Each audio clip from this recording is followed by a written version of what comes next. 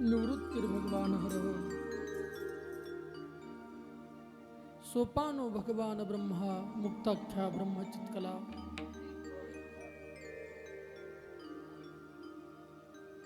कैवल्य साम्राज्य चक्रवर्ती विश्वमौली ज्ञानोबराय,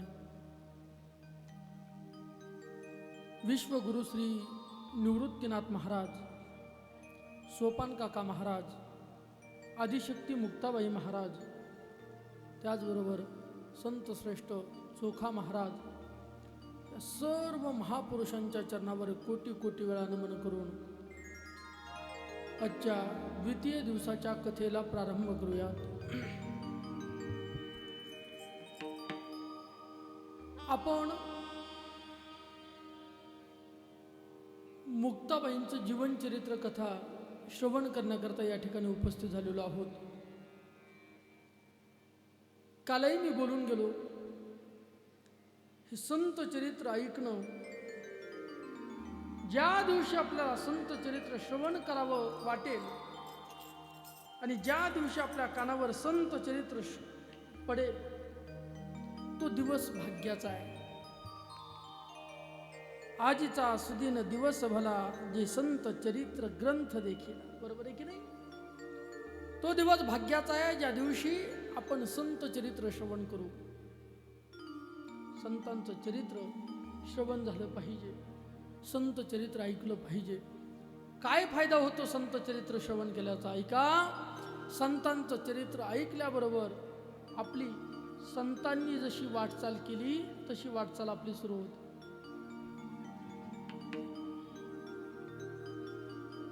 संसार करत असताना आपल्यापेक्षा खालच्या माणसाकडे पाहायचं असतं आणि परमार्थ करत असताना आपल्यापेक्षा वरच्या माणसाकडे पाहायचं असतं. ऐका, संसार करत असताना माझा प्रपंच किती फाटका आहे हे पाहायचं नाही. बाबा रे, तुला चालण्याकरता कमीत कमी सायकल आहे, पैदल जावं लागतं काही माणसाला, त्याच्याकडे पाहायचं, स्वतःला समाधान मानून घ्यायचं. एसीच्या गाडीत बसणाऱ्याने वरून हेलिकॉप्टरवाल्याकडे पाहिलं की दुःख होतं. माझं बोलणं पडतं? संसार करत असताना आपल्यापेक्षा ज्याचा संसार दुबळा आहे त्याच्याकडे पाहायचं. परमार्थ करत असताना आपल्यापेक्षा ज्याचा परमार्थ देखणा आहे त्याच्याकडे पाहायचं. आपला हे देखणा परमार्थ व्हावा वाटत असेल तर ज्याने देखणा परमार्थ केला त्याच्या त्याने जो मार्ग, त्या मार्गाने तो चालला, त्याच मार्गाने आपण चालण्याचा प्रयत्न करावा. ते न्यायचे पंथे चालू जाता, न पडे गुंता कोठे काही. आणि मग संत कोण्या मार्गाने गेले ते श्रवण करण्याकरता संत चरित्र ग्रंथ, ते श्रवण करण्याकरता म्हणून चरित्र कथा. आज महिपती बाबा लिहितात, श्रोते आणि वक्ता याला सुधारस लाधला निज प्रेमी. साधू संतांचं चरित्र ऐकायला मिळणं म्हणजे कानाला अमृत प्राप्त होणं, आणि सांगायला मिळणं म्हणजे वक्त्याच्या वाणीला अमृत प्राप्त होणं. अमृताचा स्वभाव आहे, अमृत माणसाला अमर बनवतो. संतांचे चरित्र आपण श्रवण केल्यानंतर आपण ते ज्या अवस्थेला जाऊन पोहोचले त्या अवस्थेला जाऊन आपण पोहोचतो. आपणासारखे करीती तात्काळ नाही, काळ वेळ तया लागी. संत आपल्याला आपल्यासारखे बनवतात. त्यामुळे संगतही संतांची करावी, म्हणजे संत आपल्याला स्वतःच्या जीवनासारखं बनवतील. संगत जर पाखंड्याची केली, चोराची केली, भामट्या लबाड्याची केली तर आपणही लबाड बनल्याशिवाय राहणार नाही. संगती साधूची घडली पाहिजे. जशी संगती आपली घडते तशीच वृत्ती आपली बनत राहते. बैसता चोरापासी तैसी होय बुद्धी, देखताच चिंदी मन धावी. चोराच्या जवळ बसाल, चिंदी पाहिले तरी चोरायची अपेक्षा होईल का? संगत चोराची आहे. म्हणून साधूची संगत घडली पाहिजे. साधू ओळखायचा कसा? साधू त्याच्या लक्षणाने ओळखायचा. मग साधूचे लक्षणं कळतील कसे? साधूचे लक्षणं कळण्याकरता म्हणून चरित्र कथा. चरित्र कथा सांगण्याचा योग आदरणीय बाळकृष्ण महाराज करपे बाबांच्या माध्यमातून मला आला. वास्तविक मी कालही बोलून गेलो, जो विषय मला चिंतना करता दिलाय तो मला न झेपवणार आहे, न पेलणार आहे. ज्या विषयावरती आपल्याला बोलायचे त्या विषयाचं ज्ञान आपल्याला असावं लागतं. संत विषयाचं ज्ञान मला असेल तर मला संत जीवनावर बोलता येईल, पण संत विषयाचं ज्ञान केवळ शाब्दिक असून चालत नाही. संत झाल्याशिवाय संतच कळत नाही. तो का म्हणे अंगी व्हावे ते आपण तरीच महिमानं येईल कळो. संतांच्या व्याख्यात तर मी बसलोय नाही, पण संतांच्या मुखातून जे श्रवण केलं, संतांचे अक्षर जे वाचले ते पुढे सांगण्याचं काम मी करू शकतो. फोडीला भांडार धन्याचा हा माल, येथे मी हमाल भारवाही. आणि म्हणून भारवाही म्हणून संत श्रेष्ठ महिपती बाबांनी, निवृत्ती महाराज वक्ते बाबांनी मुक्ताईंचं जसं चरित्र सांगितलं तसं चरित्र कथन करण्याचा माझा प्रयत्न असेल. या ठिकाणी कथेला प्रारंभ करत असताना मी एक वाक्य उच्चारलं, ही कथा म्हणजे सुधारस आहे, कथा म्हणजे अमृत आहे. पण महिपती महाराज म्हटले, भक्त कथेशी सुधारस म्हणणे हाही दृष्टांत येथे दिसे गौण. भक्ती कथेला सुधारस म्हणणं हाही दृष्टांत गौण वाटतो. का? कारण अमृत सेविता शची रमण अक्षयपदी कोण राहील. अमृताचं सेवन इंद्र कायम करतो. शची रमण इंद्राची पत्नी शची, तिचा रमण. इंद्र कायम अमृत सेवन करतो, परंतु तरी सुद्धा पदावरती सुद्धा अमर राहत नाही. त्यालाही पंचवार्षिक आलिके बदलावं लागतं. ते तम भक्त्वा स्वर्ग लोकम विशालम क्षिणे पुण्यमर्त्य लोकम विशंती. ते पुण्यमासाध्य सुरेंद्र लोके. अगा पुण्याची पाऊटी सरे की सवेची इंद्रपणाची उटी उतरे. मग येऊ लागती माघारी मृत्यू लोका. तो पुन्हा अशा पद्धतीने जरी तिथं इंद्रपद भोगलेलं असलं पुन्हा मृत्यू लोकाला येतो. मग त्या अमृताने त्याचं पद कायम राहत नाही. त्यामुळे या भक्ती कथेला अमृताचीही उपमा नाही देता येणार. जे कथारस सेविती जन ते अक्षयपदी राहिले जाण. करिता भक्त कथा श्रवण जन्म मरण निवारे. जन्म मरण ज्याला वाटतं आपलं निवारला जावं त्याने भक्त चरित्र श्रवण केलं पाहिजे, ऐकलं पाहिजे. मग आता तुम्ही म्हणाल ठीक आहे महाराज, अमृताची उपमा नाही द्यावी वाटली, मग दुसरी कुठली उपमा द्या. म्हटले उपमा देऊ गंगेची. पण गंगेची उपमा द्यावी अशी तरी तेही न तुकेची कथा रासी. गंगेची उपमाही कमी पडते. कारण जे करवती घ्यावे त्रिवेणेसी मोक्ष जीवासी तय होय. गंगा नुसती मोक्ष देत नाही, गंगेच्या त्रिवेणी संगमात जावं लागतं आणि देह समर्पित करावा लागतो. मोक्ष देऊनी उदार काशी होय कीर परी वेचने लागे शरीर तिये गावी. हा कथारस मात्र आपल्याला अगदी सहज मोक्ष देणारा आहे. आणि म्हणून त्या ठिकाणी मोक्ष प्रदान प्राप्त करून घेण्याकरता देहत्याग करावा लागतो. परंतु तैसे नवे हरिकीर्तन श्रवणेची होती श्रोते पावन. म्हणून कथा रस निरूपण चतुर सर्वज्ञ जाणती. म्हणून गोड अशा पद्धतीची कथा आपण श्रवण केली पाहिजे. आता ही कथा श्रवण करत असताना काय आम्हाला पुण्यलाभ होणार आहे? पुण्यलाभ सांगतो. संतांचं चरित्र सहज त्यांच्या ऐकता गोष्टी परमार्थ पोटी दृढावे. आपल्या अंतकरणामध्ये परमार्थ चांगल्या पद्धतीने दृढवण्याकरिता आपल्याला संत चरित्र श्रवण करणं गरजेचं आहे. देवाची कथा नाही ऐकली तरी चालेल, संत चरित्र कथा ऐकणाऱ्याबद्दल देवाला अनुराग आहे, प्रेम आहे.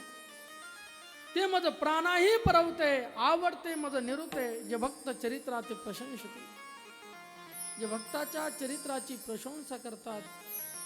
देवाच्या मुखातले वाक्य 12व्या अध्यायात देव सांगतायत की भक्त मला प्राणाही पेक्षा जास्त आवडतात. ते मज प्राणाही परवते आवडते मज निरुते. या जगात आपल्या प्राणापेक्षा अधिक आवडणारी गोष्ट कुठलीच नाही.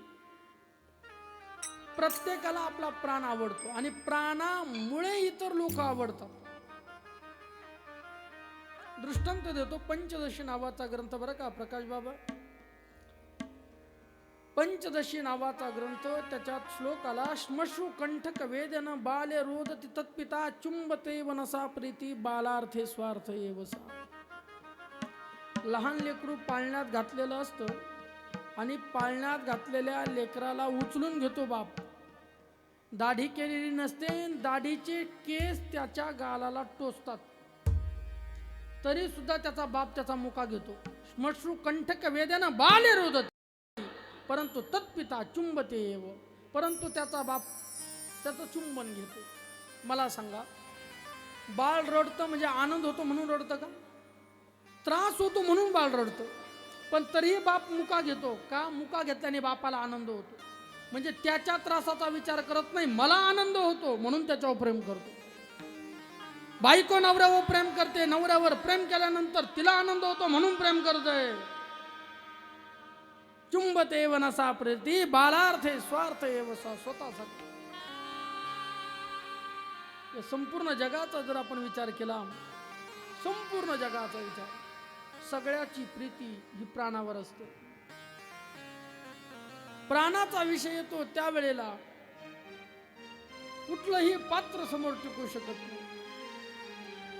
प्रेमाचा विषय येतो त्यावेळेला आपण आईचं नाव घेतो, बरोबर आहे की नाही? पण जिथे प्राणावर बाजी येते, प्राणावर वेळ येते, त्यावेळेला आई चार हात बाजूला सरकते. सामान्याच्या बाबतीत नाही सांगत.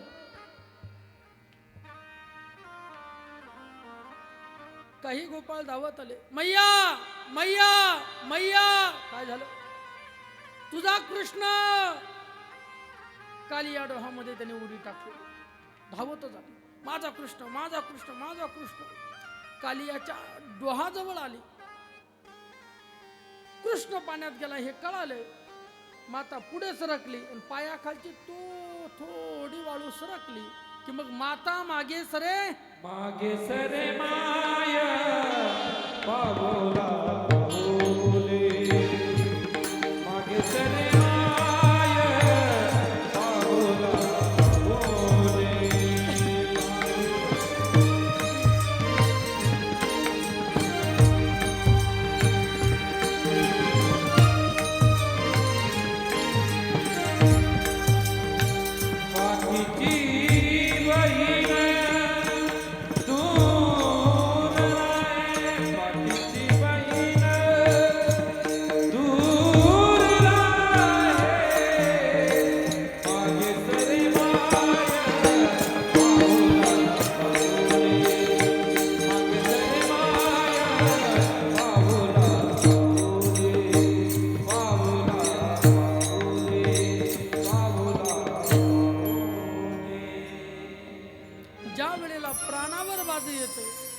त्यावेळेला देवाची आई सुद्धा बाजूला सरते. तुमची आमची काय गोष्ट आहे?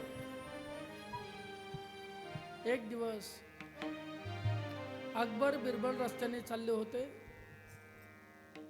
अकबराने पाहिलं एका माईने आपलं लेकरू उचलून घेतलं आणि त्याचं चुंबन घ्यायला लागली, मुके घ्यायला लागली. बाळाच्या नाकाला शेंबूड आलेला, डोळ्याला चिपडे आलेले, अंगाची दुर्गंधी, लेकराची लाळेचे निशाण त्याच्या तोंडावरती सगळं दिसतं. पण असंही लेकरू तिने उचलून घेतलं आणि चुंबन घ्यायला लागलं. हे दृश्य त्या अकबराने पाहिलं ना, अकबर म्हणू लागला, बिरबल पूरे जगत में माँ के जैसा प्यार करने वाला कोई नहीं. माँ बहुत प्यार करती है अपने लड़के के ऊपर. आपल्या बाळावरती आई जेवढं प्रेम करते या जगात तेवढं कोणीच कोणावर प्रेम करत नाही. शब्द ऐकले. बिरबल म्हटलं, अकबर साहेब, माणूस जेवढं स्वतःच्या प्राणावर प्रेम करतो तेवढं कशावरच प्रेम करतो. मला नाही पटत नाही. दृष्टांत 4-10 दिवस जाऊ दिले. म्हटले, राजेसाहेब तुम्ही म्हटले होते ना माय आपल्या प्राणापेक्षा लेकराला जीव लावते. अरे प्राणाची वेळ येते त्यावेळेला माय लेकराचा नाही विचार करत. दृष्टांताने पटवून देतो. कसं? एक हौद बांधला. हौदात माकडीन आणली, माकडीने एक आणि तिचं लहान पिलू हौदात सोडलं. तोट्या बंद केल्या हौदाच्या आणि पाणी भरण्याचा कार्यक्रम सुरू. लहान लेकराच्या नाकातोंडात पाणी जायला लागलं. लेकरू लहान ना, वानेरने उचललं कड्यावर घेतलं. अकबराने टाळ्या वाजवल्या, देखो बिरबल मा का प्यार. बिरबल म्हटला, महाराज थांबा, आताशी अजून पूर्ण मतमोजणी झाली नाही, निकाल जाहीर करू नका, थांबा. अजून थोडं पाणी टाकण्याचा कार्यक्रम सुरू. आता मात्र त्या माकडीच्या कमरेपर्यंत पाणी आलं. तिने पिलू उचललं, खांद्यावर ठेवलं. अजून पाणी वाढवलं, खांद्यापर्यंतही ज्या पाणी आलं. लेकरू उचललं, डोक्यावर ठेवलं. अकबर नाचू लागला. बस माझं बोलणं खरं झालं. आनंद झाला अकबराला. पण त्याच वेळेला म्हटले, बिरबल साहेब जरा थांबा थांबा थांबा थांबा. पाणी अधिक भरलं आणि आता मात्र त्या माकडीनीच्या नाकात तोंडात पाणी जायला लागलं. सचिन भाऊ पाहता काय, लेकरू डोक्यावरचं खाली घेतलं, पायाखाली वर उभी राहू लागली. का, जिथं प्राणावर वेळ येते त्यावेळेला प्राणाच्या पेक्षा पुढे काही कोणाला आवडत. पण परमेश्वराचे शब्द, जो भक्ताची कथा श्रवण करतो, जो भक्त कथा ऐकतो, जो भक्त कथा सांगतो, ते माझं प्राणाही परवते. मला ते प्राणापेक्षा आवडतं.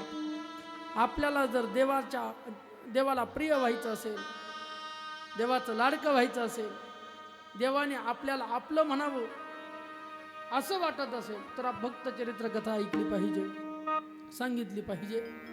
आणि तो शुद्ध भाव अंतकरणामध्ये धरून संत चरित्र कथा सांगण्याच्या उद्देशाने या ठिकाणी आपल्या सगळ्यांसमोर व्यासपीठावरती बसलो. ऐका मंडळी,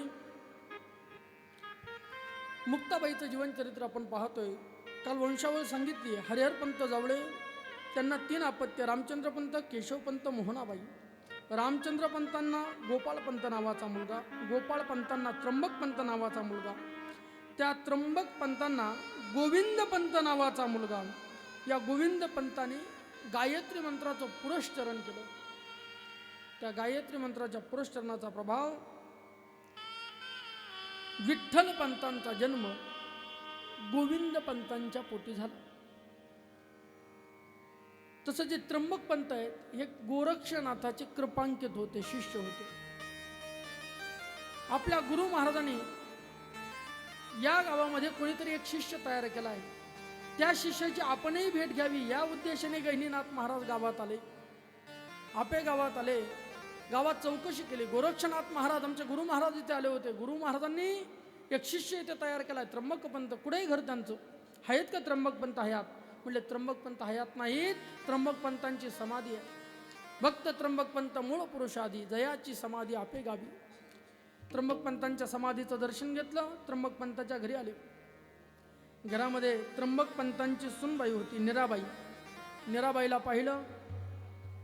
घरातील कर्ता पुरुष कुठं आहे? गोविंदपंत गेलेत. म्हणले पुरस्चरणाला गायत्री मंत्राच्या. कशासाठी? पोटी लेकरूबाळ व्हावं म्हणून. गायत्री मंत्राच्या पुरस्चरणाने लेकरूबाळ होऊ शकत नाही, त्यासाठी मी तुला विभूती देतो. विभूती दिली. विठ्ठल विठ्ठल मंत्र जपायला लावला. परिणाम भक्ती 9 मास भरले पूर्ण दिवस. आले वैराग्य डोळं स्मृतिवंत. त्या गोविंद पंताच्या आणि निराबाईच्या पोटी विठ्ठल पंताचा जन्म झाला. विठ्ठल पंताला वैराग्य म्हटलेलं आहे. मूर्तिमंत वैराग्य डोळस. आले तिच्या उदरास भक्ती 9 भरले मास. प्रसूत झाली ते दवा. तो भक्ती ज्ञान वैराग्य पुतळा मूर्तिमंत पोटी उपजला. मायबापाशी आनंद झाला. निज पुत्राशी देखो. 12 दिवस लोटता जाण विठोबा ठेविले नाम विधान. 12व्याचा कार्यक्रम 12 दिवस झाले आणि नाव ठेवलं लेकराचं विठोबा. अष्ट होता संपूर्ण मौजी बंधन पै केले. 8 वर्षाचा विठोबा पूर्ण झाला आणि मौजी बंधनाचा कार्यक्रम ठेवला. मौजी बंधन झाल्यानंतर शिक्षणाचा अधिकार प्राप्त होत असतो.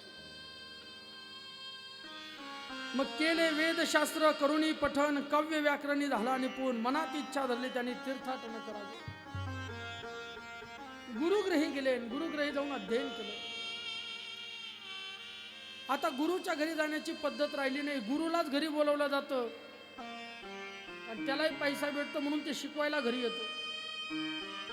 पण आपली जी परंपरा आहे ती गुरु घरी जाण्याची परंपरा आहे.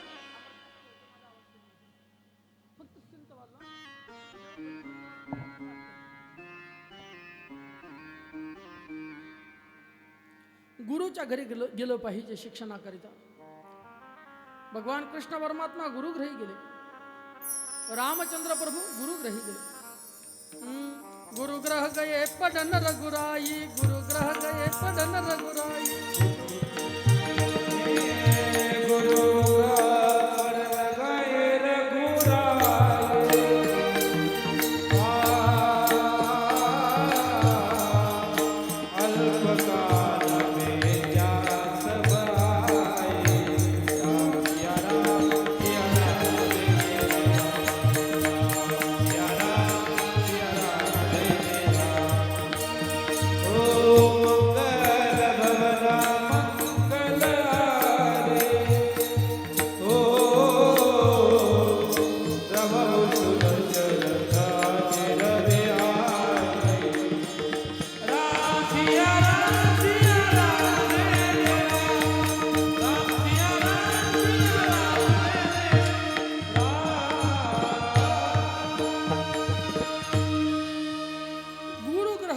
पडन रघुराई, अल्पकाल विद्यासबाई. गुरुच्या घरी गेले. शिक्षणाकरता गुरुच्या घरी गेलं पाहिजे. गुरुला नाही घरी बोलवलं पाहिजे. गुरु जर घरी शिकवायला आला तर बाप म्हणतो शिकवतो, फुकट शिकवतो का? माझ्या बापाने रोकड मोजून दिले तेव्हा शिकवतो. म्हणजे गुरुबद्दलचा श्रद्धेचा भाव अंतकरणात राहत नाही, अंतकरणात श्रद्धा राहत नाही. आणि म्हणून गुरुच्या घरी जाऊन शिक्षण केलं पाहिजे. मौजबंधन झालं आणि अति अल्प दिवसामध्ये, अल्पकाल विद्या सबाई, कमी दिवसामध्ये संपूर्ण विद्या त्यांनी प्राप्त करून घेतल्या. काय काय अभ्यास केले वेद पठण, काव्य आणि व्याकरण. झाला असे निपुण शास्त्र वक्ता. केले शब्द आला. केले हा शब्द एक वचनी का अनेक वचनी?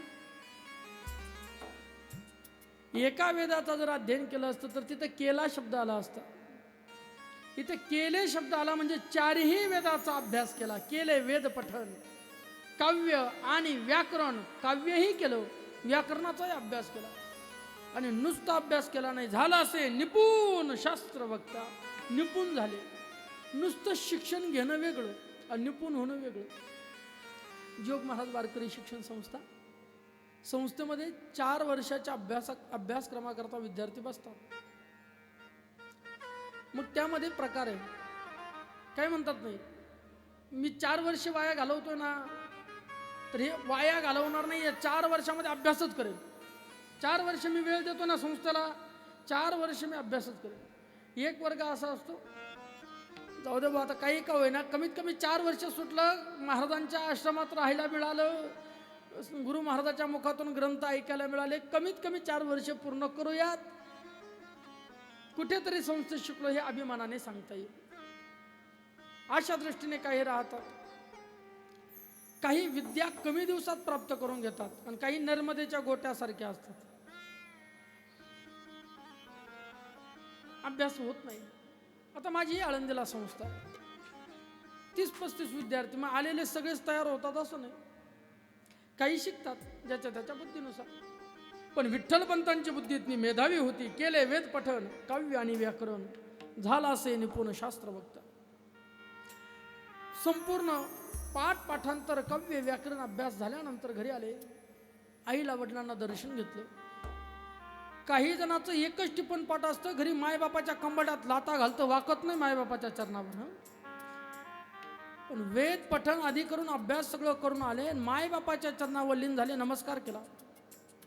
आई वडिलाकडे विनंती केली, माताजी पिताजी तीर्थयात्रा करावा असं वाटतंय. तीर्थयात्रेचा संकल्प मनामध्ये आलाय. आई वडिलांनी हसत मुखाने तीर्थयात्रेला जायला सांगितलं, आज्ञा दिली. तीर्थयात्रा केली पाहिजे. साधू संतांनी सांगितलं, बाबा रे, जोपर्यंत तुझे हातपाय चालू आहेत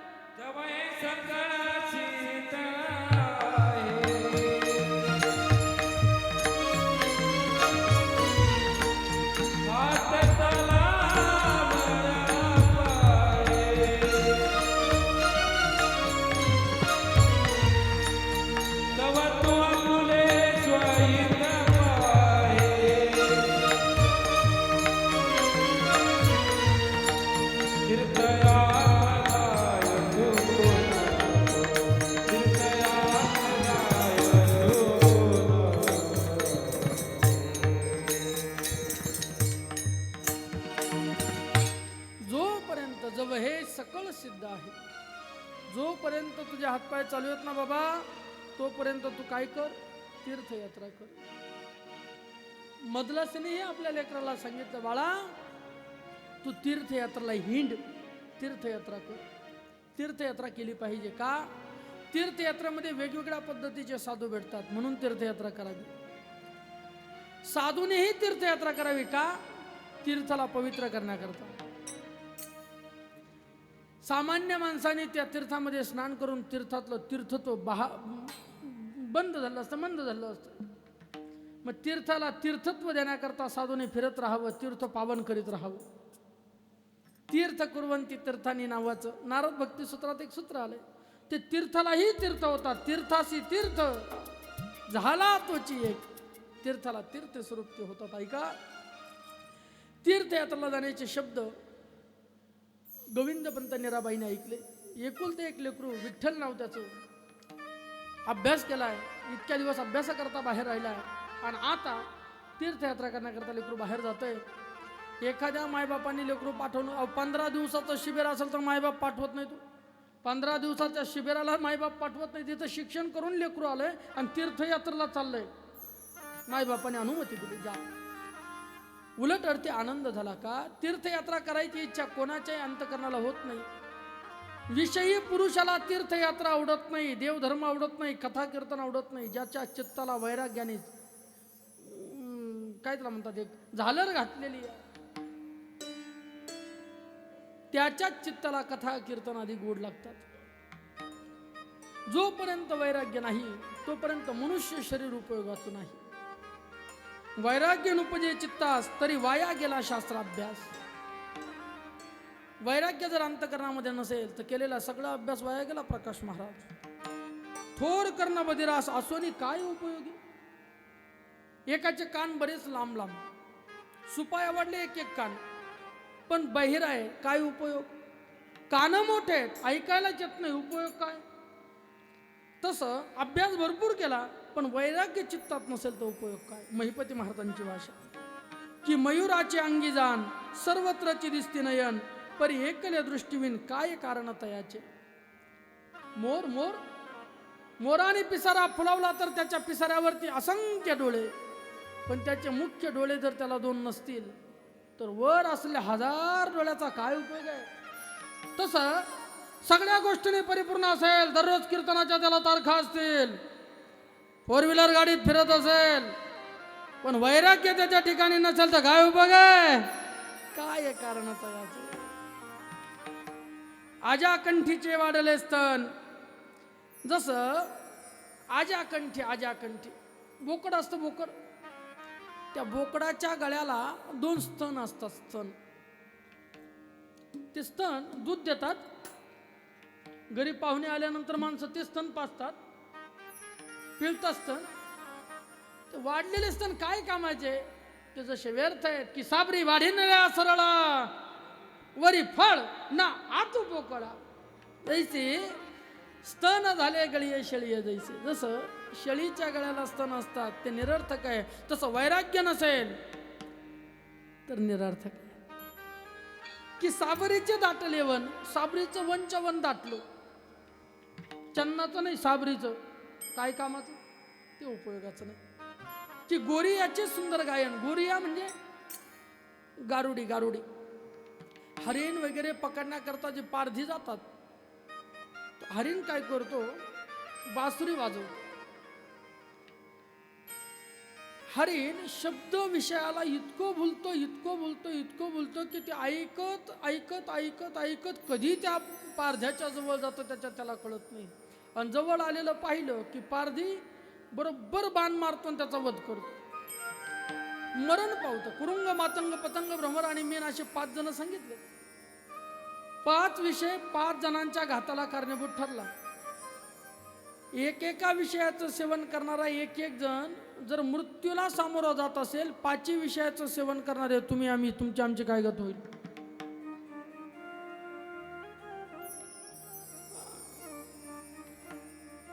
यांनी सांगितलं की गोरियाचे सुंदर गायन. असा पारधी सुंदर गायन करतो, पण उद्देश काय, शिकार करण्याची. मग त्याच्या गायनाला काय उपयोग आहे.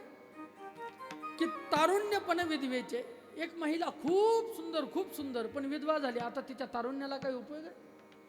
तिचं तरुणपण आहे पण ती विधवा आहे. तसं बाकी सगळा शास्त्राभ्यास आहे पण वैराग्य नाही, काही उपयोग नाही. नासिकी वेन जैसे वक्त्र, एकाला मुलगी पाहिली जमतच नव्हतं. म्हणले बाबा एक मुलगी आहे फार चांगली आहे, गोरीपान आहे, करतो का लग्न? म्हणजे लग्नाला तयार आहे.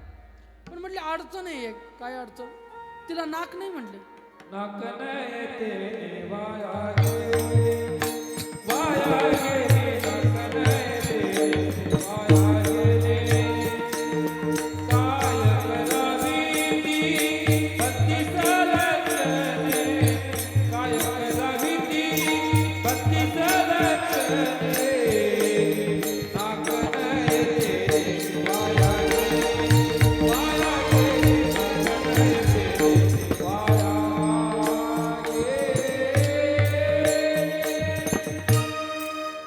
काय ती कामाची 32 लक्षणे, नाक नाही त्याने वाया गेले. जर नाकच नसेल तर ते सुंदर चेहरा काय कामाचा? की महत्व वाचून कारभार, पुरुषत्व वाचून जायचा नर. एक माणूस आहे पण माणूसच नाही, काय कामाचा? नावाला माणूस आहे पण त्याच्यात पौरुषत्व नाही, काय कामाचं? तसं अभ्यास पुष्कळ केला, शास्त्राभ्यास झाला, पण शास्त्राभ्यास करूनही त्याच्या ठिकाणी जर वैराग्य नसेल तर काय कामाचं? अंतकरणामध्ये आमच्या लेकराच्या वैराग्याचा आनंद मायबापाला झाला. वैराग्यवान लेकरू ज्याच्या पोट्याला येतं त्याचे मायबाप धन्य आहेत. आपल्या हिता जो असे जागता, धन्य माता पिता तयाचे. त्याच्या आईवडिलांना धन्यता तुकोबाराय देतात ज्याच्या अंतकरणामध्ये वैराग्य आहे. वैराग्याने साध्य होत नाही असं काहीच नाही. चित्ताला वैराग्य लागलं पाहिजे. वैराग्याच्या आगीत ते भाजल्या गेलं पाहिजे चित्त.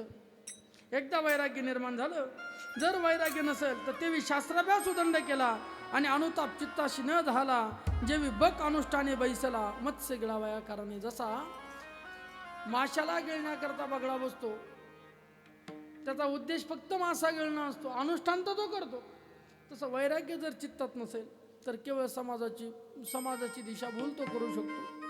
समाजाला वैराग्यवान तो बनवू शकत नाही. तो महापुरुष तेव्हा होईल जेव्हा त्याच्या चित्ताला वैराग्य त्याच्यावरती कृपा करेल. ऐका, वैराग्य अंतकरणात निर्माण झाले आणि मग तीर्थयात्रा करायला निघाले.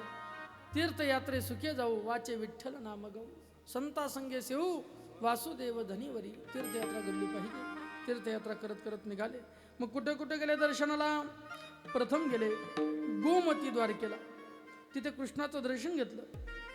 विष्णूने जिथे मत्स्य अवतार घेऊन शंकासूर मारला अशी बेट द्वारका पाहिली. पिंडारक नावाचं तीर्थ पाहिलं.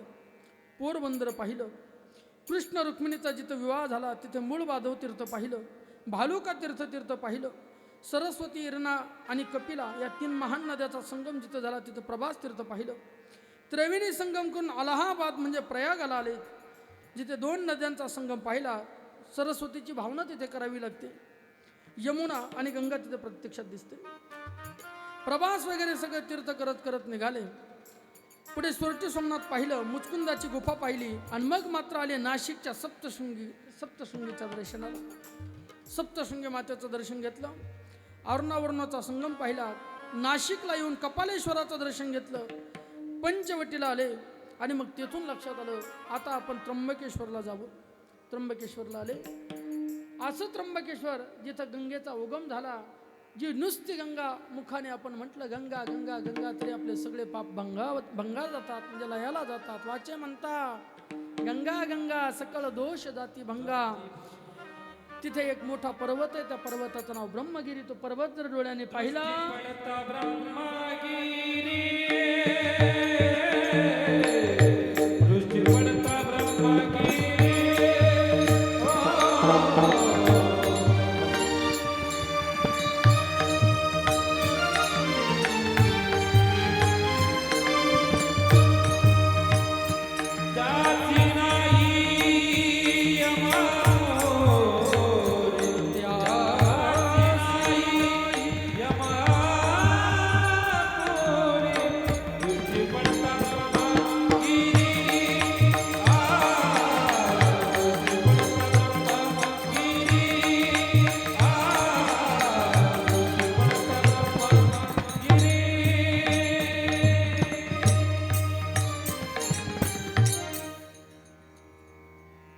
दृष्टी पडता ब्रह्मगिरी त्यासी नाही यमपुरी, असं पवित्र ठिकाणी गेले.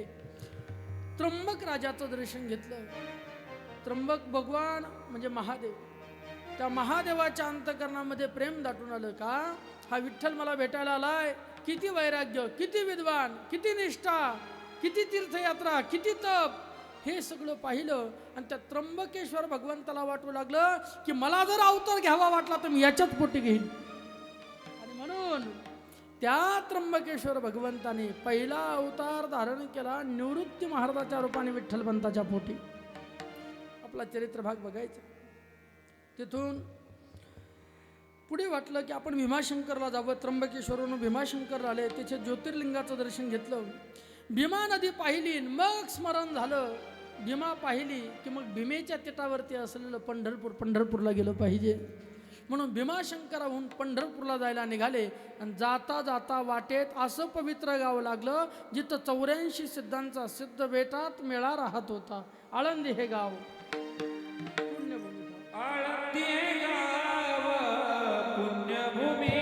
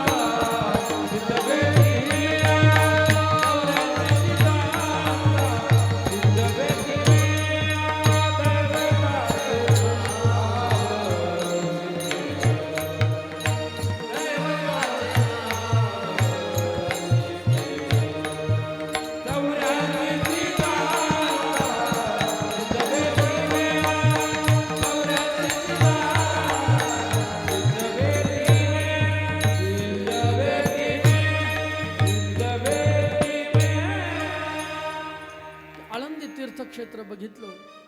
सिद्धेश्वराचं दर्शन घ्यावं वाटलं. विठ्ठलपंत त्यावेळेला इंद्राने माय झुळझुळ वाहत होती. पहाटेची वेळ. ठिकठिकाणी धूपदीप अगरबत्तीचा श्वास सुटला होता. प्रत्येकाच्या घरासमोर सडा संमार्जन केलेलं होतं. रांगोळ्या टाकलेल्या होत्या. जणू काही या आळंदी गावामध्ये वरुण देवतेने अत्तराचा वर्षाव केलेला असावा. वेगवेगळ्या पद्धतीचे पशु पक्षी किलबिलाट करत होते. असं सुंदर मनोहर दृश्य पाहिलं. इंद्रायणी नदीमध्ये गेलेले आहेत. स्नान केलं आणि स्नान करून बाहेर आले सिद्धेश्वराच्या दर्शनात. सिद्धेश्वराचं दर्शन घेतलं आणि दर्शन घेऊन त्या ठिकाणी थोडं ध्यान लावून बसले विठ्ठलपंत. त्या गावामध्ये सिद्धोपंत नावाचे एक ब्राह्मण राहत होते. वशिष्ठ गोत्रातले होते. वशिष्ठ गोत्र.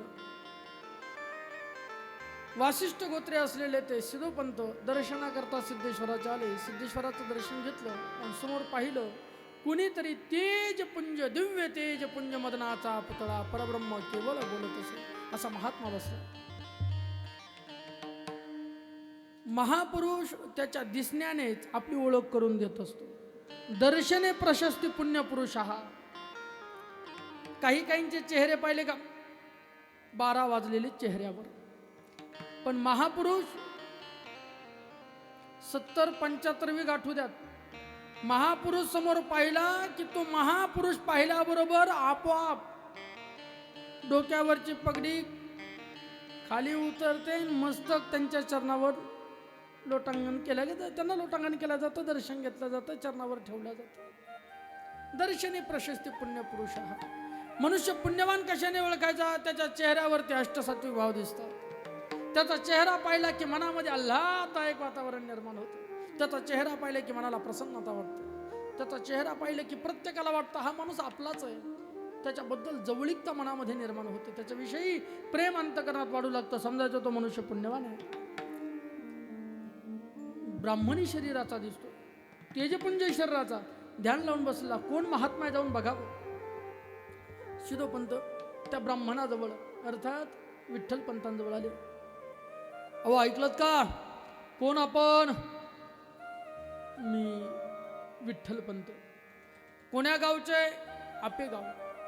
आई वडील वृद्ध आहेत, आपेगावामध्ये राहतात. कशासाठी आले? अभ्यास पूर्ण झाला, तीर्थयात्रा करण्याकरता म्हणून आलो. बरं ऐका स्वामी, तुम्ही आता माझ्यावर कृपा करा, माझ्या घरी चला, आश्रम पावन कीजे माझा. तुम्ही माझ्या घरी चला, मला पाहुणचार करता येईल. पूर्वी पाहुणचाराची पद्धत होती, आता पाहुणचार राहिला नाही. पूर्वी एक पाहुणा एका गावात आला, पाहुणा एकाचा असायचा, पण सगळं गाव त्याला पाहुणा म्हणून त्याचा आदर सत्कार करायचा. आता त्या घरातलाच पाहुणा आला तरी त्याला लोक ओळख देत नाहीत. बरोबर आहे की नाही? त्या सिद्धोपंतांची पत्नी, काही ठिकाणी तिचं नाव उमाबाई आलं आणि काही ठिकाणी तिचं नाव गिरिजाबाई आलं. निळोबरायच्या गाथेप्रमाणे सांगायचं म्हटलं तर नाव गिरिजाबाई. ती गिरिजाबाई सदाचार निष्ठा करी अग्निहोत्रा, सदा मान्य जो विप्र धुरिया पवित्रा, स्वधर्मासी जो नित्य पाळवणे राहे, महाज्ञान संपन्न चिद्वस्तू पाहे, घरी सुंदरी धर्म मार्गानुकूला, पतीच्या मनासारखी पुण्यशीला. पत्नी कशी असावी? पत्नी ही पतीच्या मताप्रमाणे वागणारी असावी. पतीच्या विपरीत जी वागते ती पत्नी नाही. पतिव्रता माता मौली तिला म्हणतात जी पतीच्या वचनाला अनुसरून राहते.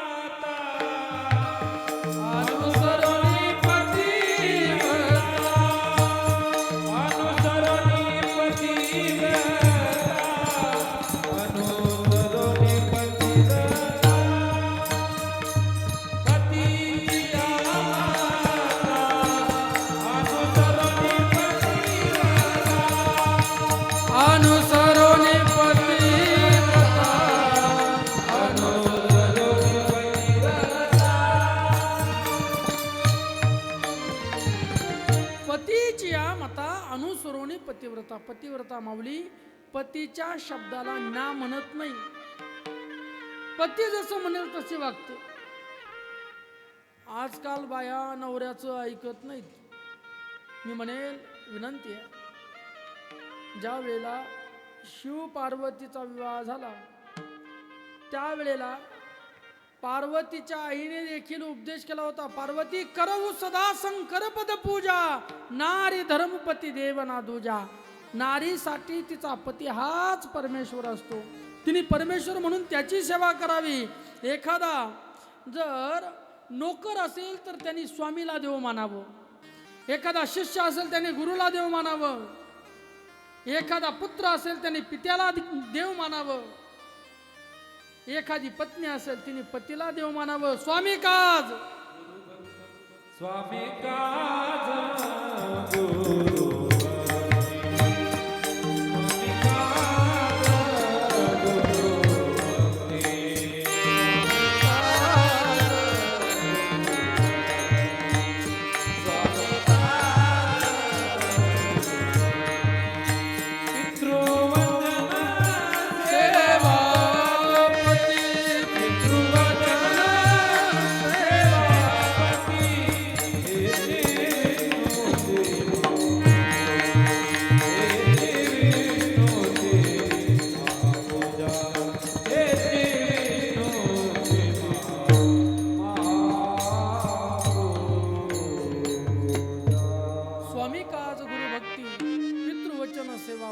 पतीचे शब्द ऐकले पाहिजे, पतीच्या मताला अनुसरून वागलं पाहिजे.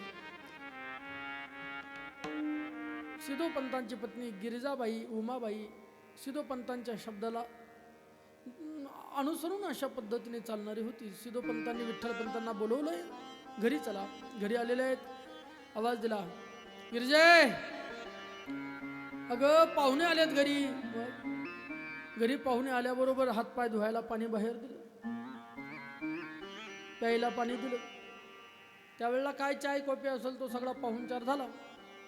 आणि मग विनंती केली, साधू महाराज तुम्हाला प्रवास तर करायचाच आहे, तीर्थयात्रा करायचीच आहे, पण आजच्या दिवस तुम्ही आमच्याकडे काय करावं, मुक्काम करावा, आराम करावा अशी अपेक्षा. त्या दिवशी त्यांच्या शब्दाला मान देऊन रात्रीचंही भोजन त्यांच्याकडे करून आराम केला. स्वप्नामध्ये सिद्धोपंतांना पांडुरंगाने स्वप्नात येऊन सांगितलं, सिद्धोपंता, तुझी जी मीनाक्षी नावाची मुलगी आहे, ती मीनाक्षी या तीर्थयात्रा करणाऱ्याला देऊन टाक. स्वप्नातून जागे झालेत, रात्रीत उठलेले आहेत, स्वप्न पडलंय असं, काय करावं विचार केला, पण चला पहाटेपर्यंत कसं तर दम धरावा. पहाटेची वेळ झाली, इंद्रायणीला स्नानाला गेले, स्नान करून माघार आले, देवपूजा केली. आता मात्र विठ्ठल पंतही स्नान संध्या करून आले होते, पायात खडावा घालून निघणार, तेवढ्याच सांगितलं सिद्धोपंतांनी विठ्ठल पंताकडे हात जोडून, विठ्ठल पंत, रात्री मला पांडुरंगाने स्वप्न दृष्टांत देऊन सांगितलं, हिला तुमची जी मुलगी आहे मीनाक्षी, ती मीनाक्षी हिला हा वर अतिशय योग्य आहे, याला देऊन टाका. आता एखादा आताचा तीर्थयात्रा करणारा राहिला असता तर म्हटलं असतं बरं झालं, तीर्थयात्रा झाली, तीर्थयात्रा करता करता कामात काम, नोकरी मिळाली, छोकरी मिळाली, आनंद झाला असता त्याला. पण ते विठ्ठल पंत आहे, वैराग्य डोळं समूर्तिमंत, मी नाही लग्न करणार. का? देव तुमच्या स्वप्नात आला, तुम्ही पुण्यवान, आम्ही पापी का? लग्न मला करायचंय तर माझ्या स्वप्नात देवाने यायला पाहिजे. म्हणजे एक काम करा, मग आजच्या दिवस परत थांबा. थांबून घेतो. थांबलेत विठ्ठल पंत. पण आपल्याला लग्नाचं वाईट स्वप्न पडू नये म्हणून तुळशी वृंदावनावरती डोकं ठेवून झोपले. लग्नाचं स्वप्न त्यांना वाईट वाटत होतं. आता काहींना स्वप्नात लग्न दिसतं तरी आनंद होतो. नंतर रात्री लग्न पाहिलं रे बाबा स्वप्नात. कोणाचं? माझं वय 50, वयाच्या 50व्या वर्षी लग्नाचं स्वप्न पडतंय तरी सुद्धा मनात आनंद होतो.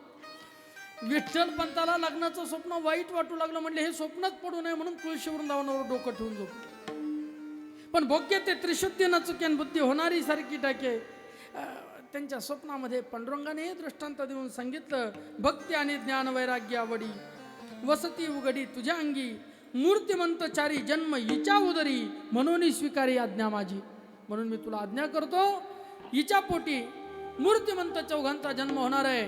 ब्रह्मा, विष्णू, महेश आणि आदिशक्ती मुक्ताई हिच्या पोटी प्रगट होणार आहे, म्हणून तू इथे स्वीकार कर. हे शब्द ऐकले. आता देवाने आज्ञा दिली. झोपेतून उठले आणि पहाटे सासरे बोला सांगितलं, सासरे बो, तुम्हाला जसं देवाने सांगितलं तसंच मलाही सांगितलं. मग लग्नाला मी तयार आहे, पण तरी ब्राह्मण बोलवा. पाचारुनी जोशी घटितार्थ पाहिला. देवाने सांगितलं तू विवाह कर, पण तरी सुद्धा देवाच्या वचनालाही थोडं बाजूला सारून ब्राह्मण बोलवा म्हटले. पत्रिका बघा. पाचारुनी जोशी घटितार्थ पाहिला. काही म्हणतात नाही पत्रिका पाहिली तर पोरं होत नाही का? ह्यांद्र्या, अरे त्याला पुरं जीवन जगायचंय. पत्रिका न पाहण्याची चूक करायला नाही पाहिजे. पाचारुनी जोशी घटितार्थ पाहिला. मग गुण उतरला 36. बरं का? 36च्या 36 गुण जुळले. 36 गुण जुळले पाहिजे. देवक प्रतिष्ठा मिळाले. ब्राह्मण घटिका झाली पूर्ण म्हणत्युदीज. मग देवक प्रतिष्ठा सगळे सांगितले. ब्राह्मणांनाही सगळ्यांना बोलवलं. आमच्या पुरीचं लग्न आहे, मीनाक्षी विठ्ठलाला देऊ करायचे. ज्ञानेश्वर महाराजांच्या आईचं नाव मीनाक्षी. लग्नानंतर नाव बदलण्याची पद्धत आहे. नंतर नाव ठेवलं रुक्मिणी, पूर्वीचं नाव मीनाक्षी. ब्राह्मण वगैरे बोलवले. आणि मग ब्राह्मण आल्यानंतर आंतरपाठ धरला आणि भटजीने सुरुवात सांगी विचारणा केली. सगळ्यांना अक्षता आल्यात का? सगळ्यांनी होकार दिला. आणि मग मात्र मंगलाष्टक सुरू झाले. स्वस्ती श्री गणनायक गजमुख मोरेश्वर सिद्धिदाता बल्ला मुरुड विनायक चिंतामणी देवर लेनाद्री गिरिजानाथ सुरवर विघ्ने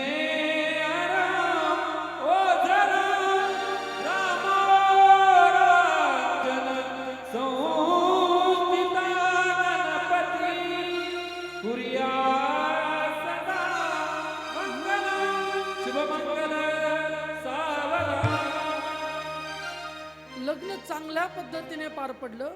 बापाचं कर्तव्य असतं, मुलीचं कन्यादान होते वेळी सालंकृत कन्यादान करावं. कन्यादान कसं केलं जावं?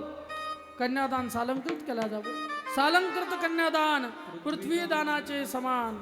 मुलगी कन्यादान करते वेळी जर सालंकृत पद्धतीने तिचं कन्यादान केलं तर पृथ्वीदान दिल्याचं पुण्य लागतं.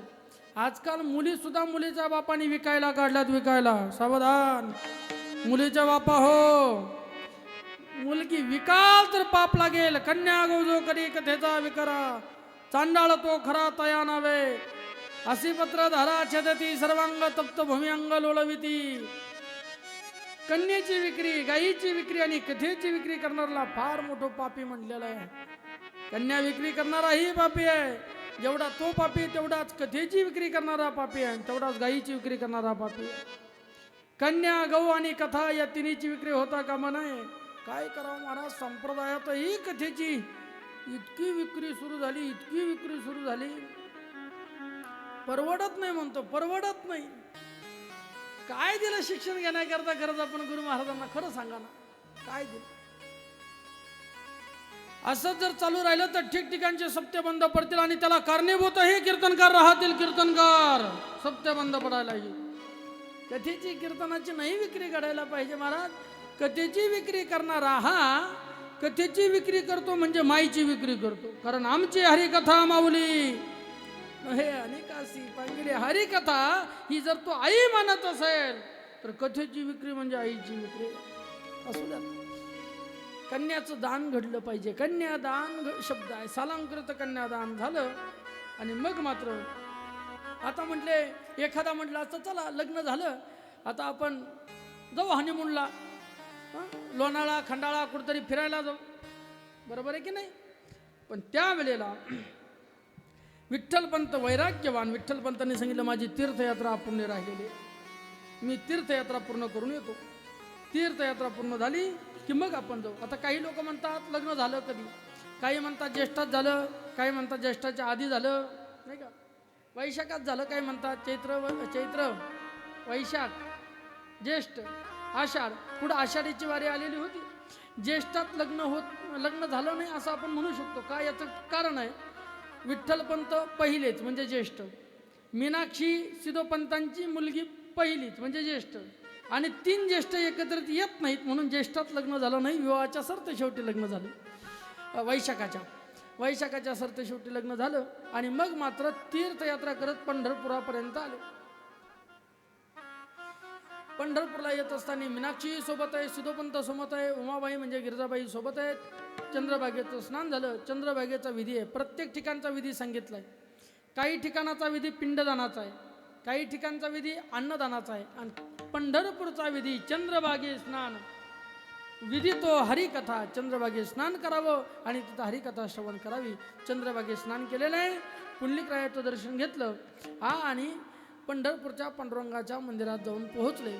पंढरपूरचा पांडुरंग पाहिला, सुंदर रूप, राजस कुमार, मदनाचा पुतळा, रवी शशिकळा लोपलिया, इतकं सुंदर रूप पाहिलं. त्या पांडुरंग म्हणू लागला मी विष्णूचा अवतार आहे, मलाही या विठ्ठलपंताच्या पोटी जन्म घेऊ वाटतोय. मी याच्या पोटी महादेवाने अवतार घेतल्यानंतर विष्णू रूपाने मी अवतार घेईल, ज्ञानेश्वर नाव राहील माझं. ज्ञानोबाच्या रूप, ज्ञानोबा म्हणून विठ्ठलाचा स्वतः अवतार त्यांच्या पोटी होणार आहे. ऐका, पंढरपूर झालेलं आहे. कृष्णा, कावेरी, तुंगभद्रा या सर्व नदीचे स्नान झाले. श्रीशैल्याचं दर्शन झालं, व्यंकट झालं, रामेश्वर, शिवकांची, विष्णुकांची, गोकर्ण, हटकेश्वर, कोल्हापूर, कराड, माहुली इत्यादी सर्व तीर्थक्षेत्र केले आणि पुन्हा आळंदीला वापस आले. आता मात्र सासरेभाऊकडे हात जोडून विनंती केली, सासरेभाऊ 5:45 वाजायला 5 मिनिटं बाकी, आज्ञा करा. बरेच दिवस झाले तीर्थयात्रा करतोय, घरी मायबाप वृद्ध आहेत, त्यांच्या दर्शनाला जावं म्हणतो. सिद्धोपंत म्हटले तुम्ही त्यांच्या दर्शनाला चालले, त्या गोविंद पंताची म्हणजे व्याहीबाची मलाही भेट होईल, मलाही तुमच्यासोबत घेऊन चला. व्याह्याची भेट व्हायला पाहिजे. आता एक व्याही दुसऱ्या व्याह्याशी बोलतच नाही, आणि बोलले तरी काही मच्चित्तामध्ये गत प्राणा बोधयंतस परस्परम नाही. यांनी तंबाखू काढली का म्हणतो देव चुना, अरे व्याही. ऐका, इकडे मात्र सिद्धोपंत, गिरजाबाई, मीनाक्षी म्हणजे रुक्मिणी आईसाहेब आणि विठ्ठलपंत हे 4 मिळून आपेगावला आले.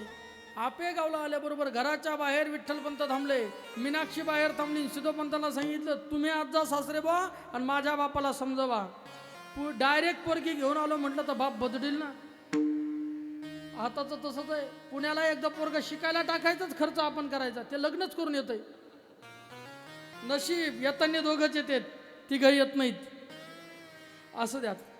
हा इकडे मात्र सिद्धोपंतांना आत पाठव. सिद्धोपंत गेलेले आहेत. कुणीतरी पाहुणा आल्याची चाहूल लागली.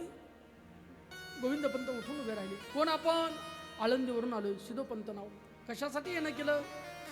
म्हटले येणं या कारणाने केलं, तुमचा चिरंजीव विठ्ठलपंत तीर्थयात्रा करत होते आणि ते तीर्थयात्रा करता करता आळंदीला आले.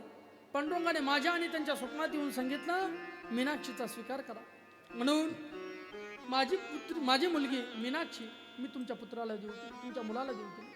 आता त्यांना माफ करा आणि दोघांनी अंतकरण मोठं करून त्यांना आशीर्वाद द्या. म्हणजे कुठेही विठ्ठलपंत हे का बाहेर?